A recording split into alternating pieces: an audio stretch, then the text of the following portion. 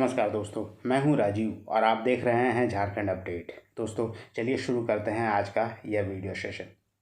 दोस्तों आज के इस वीडियो सेशन में झारखंड की राजनीतिक व्यवस्था की चर्चा करेंगे। आपको बता दें कि झारखंड में शासन प्रणाली वैसा ही है जैसा कि भारतीय संघ के अन्य राज्यों में है। वैसे आपको बता दें कि भारतीय संविधान में दोहरी सरकार की व्यवस्था की गई है, एक केंद्र में और एक राज्य में।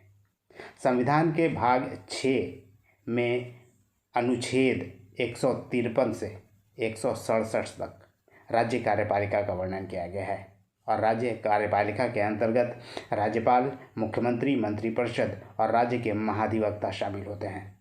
तो आइए इस वीडियो में हम जानेंगे राज्यपाल के बारे में, उनकी कार्य और शक्ति क्या है।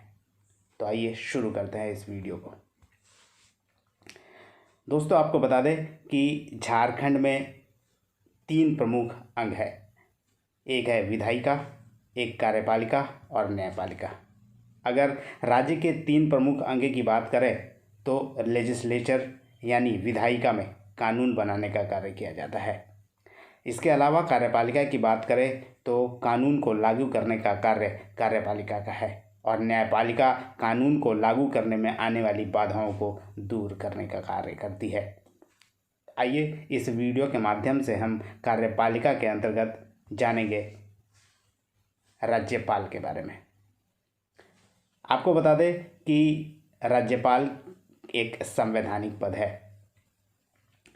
भारतीय संघ के अन्य राज्यों की तरह झारखंड में भी राज्यपाल की नियुक्ति की जाती है और राज्य में राज्यपाल राज्य कार्यपालिका का प्रमुख होता है और वह राज्य व्यवस्थापिका यानी लेजिस्लेचर का एक अभिन्न अंग होता है। अनुच्छेद 153 में यह व्यवस्था किया गया है, यानी यह वर्णित है कि प्रत्येक राज्य का एक राज्यपाल होगा, यानी राज्यपाल पद की स्थिति का प्रावधान किया गया है।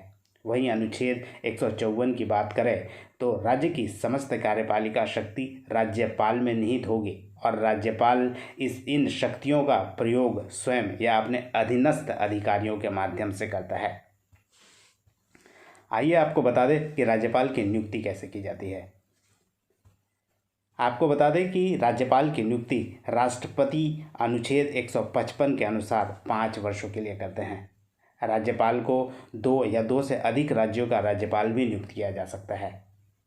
अगर राज्यपाल की मृत्यु हो जाती है या किसी कारणवश उसे त्यागपत्र देना होता है या उसे हटा दिया जाता है तो उस स्थिति में राज्य का मुख्य न्यायाधीश राज्यपाल का कार्यभार ग्रहण करता है, यानी कार्यभार देखता है।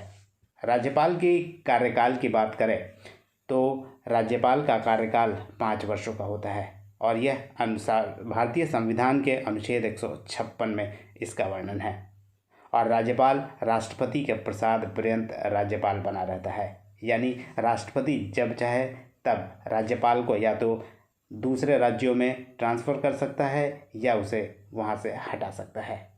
वहीं राज्यपाल की योग्यता की बात करें तो राज्यपाल की योग्यता के लिए कुछ आवश्यक शर्तें हैं और योग्यताएं हैं। इसका वर्णन भारतीय संविधान के अनुच्छेद 157 और 58 में किया गया है। पहली योग्यता यह है कि वह भारत का नागरिक हो, वह 35 वर्ष की आयु एटलीस्ट पूरी कर चुका हो, वह किसी भी लाभ के पद पर न हो और वह संसद या राज्य विधानसभा में से किसी भी सदन का सदस्य न हो।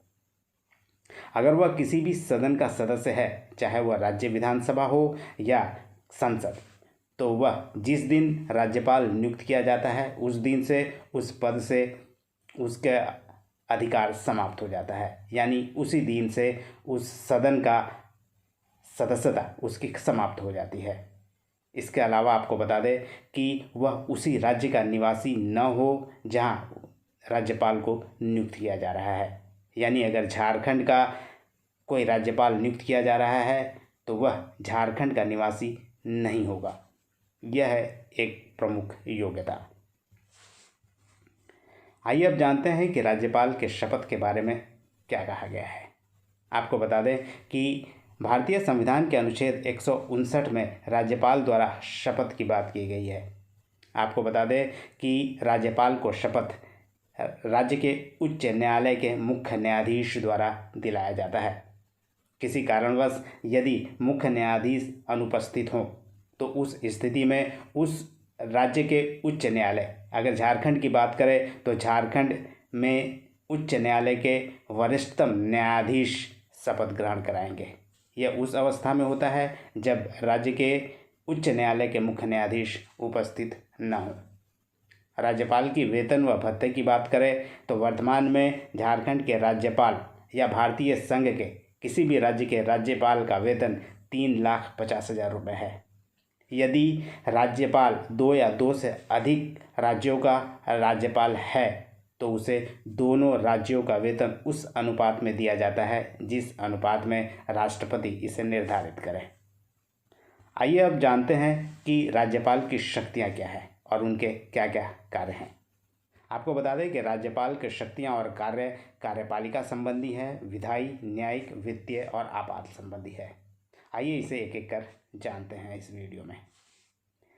दोस्तों, कार्यपालिका संबंधी राज्यपाल की बात करें तो उन्हें कार्यपालिका के सभी कार्य राज्यपाल के नाम से किए जाते हैं और मंत्रिपरिषद के माध्यम से राज्यपाल कार्य करते हैं। राज्यपाल के प्रशासन के संबंध में मुख्यमंत्री को सूचना प्राप्त करने का भी अधिकार है।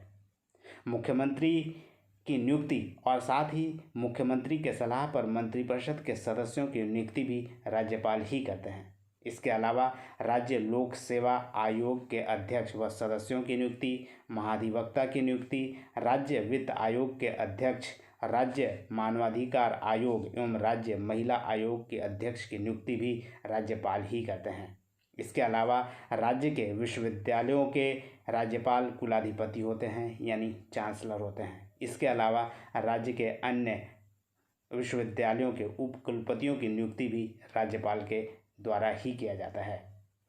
इसके अलावा उच्च न्यायालय में न्यायाधीश की नियुक्ति के संबंध में राष्ट्रपति को परामर्श देने का कार्य भी राज्यपाल किया करते हैं। आइए अब जानते हैं कि राज्यपाल की विधायी शक्तियां क्या हैं।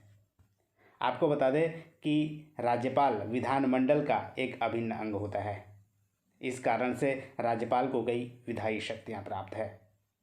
सबसे पहले आपको बता दें कि राज्यपाल को विधानसभा का सत्र बुलाने यानी आह्वान करने, उसका सत्रावसान करने और उसका विघटन यानी डिसॉल्व करने का अधिकार भी है। इसके अलावा राज्यपाल के पूर्व अनुमति के पश्चात ही कोई अनुदान मांग अब विधानमंडल में पेश किया जा सकता है। विधानमंडल द्वारा पारित किसी विधेयक को राज्यपाल के हस्ताक्षर के बाद ही अधिनियम यानी कानून बनाया जाता है। विधेयकों को राष्ट्रपति के पास विचार के लिए भेजता है और विधेयक को राष्ट्रपति के सहमति के लिए उसे रोकने का अधिकार भी राज्यपाल को प्राप्त है। अनुच्छेद 213 के अनुसार आपको बता दें कि विधानमंडल का सत्र नहीं चलने की विशेष परिस्थिति में राज्यपाल को अध्यादेश जारी करने की शक्ति है, जिसे विधानसभा द्वारा 6 सप्ताह के अंदर स्वीकृत करना आवश्यक होता है। एमएलए संबंधी अगर अयोग्यता हो तो उस संबंध में राज्यपाल चुनाव आयोग से परामर्श कर उसके अयोग्यता या योग्यता संबंधी निर्णय लेते हैं। वहीं अनुच्छेद 333 की बात करें तो एक एंग्लो इंडियन का मनोनयन करने का अधिकार भी राज्यपाल को है। परंतु दोस्तों, आपको बता दें कि 126वें संविधान संशोधन के अंतर्गत 2020 में यह समाप्त कर दिया गया है, यानी अब एंग्लो इंडियन का आरक्षण समाप्त कर दिया गया है। आइए अब जानते हैं कि राज्यपाल की न्यायिक शक्ति क्या है। अनुच्छेद 161 के अंतर्गत राज्यपाल को विशेष न्यायिक अधिकार भी प्राप्त है, यानी किसी अपराध के लिए साबित दोषी की सज़ा को क्षमा करने, सज़ा कम करने तथा परिहार करने की शक्ति राज्यपाल को प्राप्त है। परंतु आपको बता दें कि जिस विषय पर उस राज्य की कार्यपालिका शक्ति का विस्तार है उसी संबंध में राज्यपाल को यह अधिकार है, यानी राज्य सूची के अंतर्गत आने वाले जो विषय हैं उसी से संबंधित राज्यपाल को इन सभी न्यायिक अधिकार प्राप्त हैं। इसके अलावा आपको बता दें कि सैन्य न्यायालय द्वारा दिए गए दंड के संदर्भ में उक्त शक्ति और मृत्यु दंड क्षमा का अधिकार राज्यपाल को नहीं दिया गया है। आइए अब जानते हैं कि राज्यपाल की वित्तीय शक्तियाँ क्या हैं। प्रत्येक वित्तीय वर्ष में वित्त मंत्री द्वारा विधानमंडल में वार्षिक वित्तीय विवरण प्रस्तुत करवाते हैं, यानी वार्षिक वित्तीय विवरण अर्थात बजट पेश करवाना भी राज्यपाल की शक्तियाँ हैं। विधानसभा में धन विधेयक राज्यपाल की पूर्व अनुमति से ही पेश किया जाता है। इसके अलावा राज्यपाल की संस्तुति के बिना कोई भी ऐसा विधेयक जो संचित निधि यानी कंसोलिडेटेड फंड से खर्च निकालने से संबंधित हो, विधानमंडल में पारित नहीं हो सकता। राज्यपाल की संस्तुति के बिना कोई अनुदान की मांग को भी विधानमंडल के सम्मुख नहीं पेश किया जा सकता, यानी नहीं रखा जा सकता।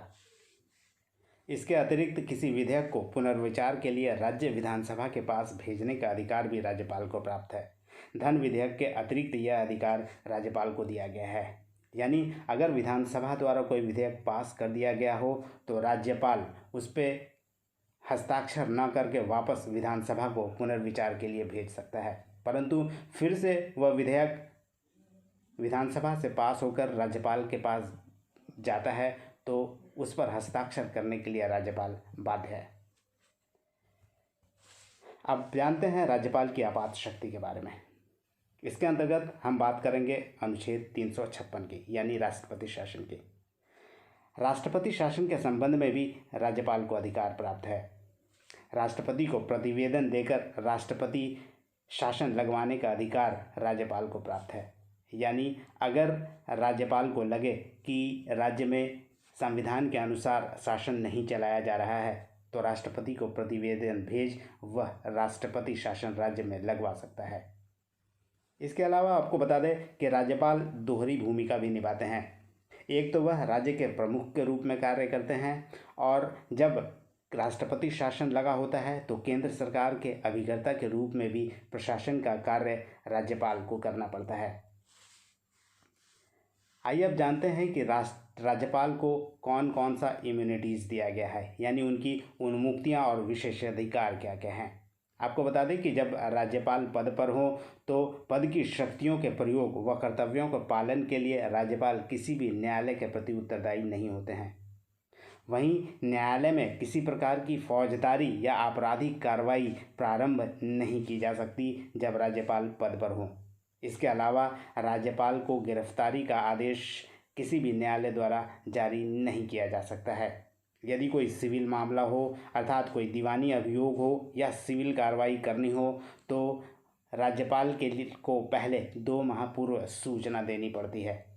दोस्तों अगर आपको वीडियो पसंद आ रहा है तो आप इसे लाइक करें और चैनल को सब्सक्राइब कर ले और प्रेस कर ले बेल आइकन को, ताकि मेरे हर वीडियो का नोटिफिकेशन आपको मिलता रहे। धन्यवाद दोस्तों, फिर मिलते हैं अगले वीडियो में। तब तक जुड़े रहिए झारखंड अपडेट के साथ। धन्यवाद।